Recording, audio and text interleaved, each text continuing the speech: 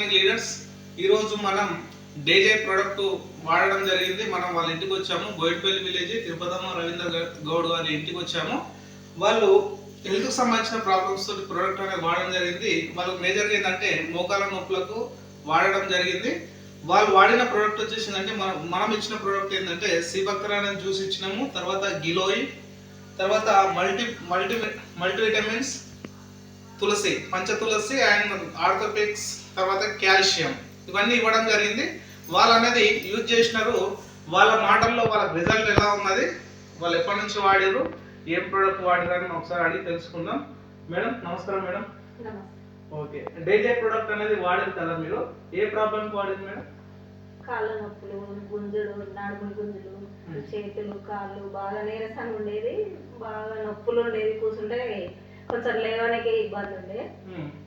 ఈ మందులు వాడినాక మంచిగా అయింది. ఓకే, ఎన్ని రోజులు వాడారు మేడం? ఒక నెల రోజులు వాడినా మంచిగా అనిపించింది. ఇంకా మళ్ళా వాడాలని అనుకుంటున్నా. కాకపోతే కొంచెం ఒళ్ళు కూడా నీరసంగా ఉండేది, అది కూడా మంచిగా అయింది. అయితే వాడక ముందుకు ఎలా ఉన్నది, వాడిన తర్వాత ఏం మార్పు వచ్చింది? అంత ముందుకు ఎట్లా ఇబ్బందిగా ఉండే? ఇంకా వాడక ముందుకు ఇంకా కూర్చుంటే కొంచెం లేవడానికి ఇబ్బంది ఉండే, కాలు నొప్పి. వాడినాక ఇంకా చాలా మంచిగా అనిపిస్తుంది.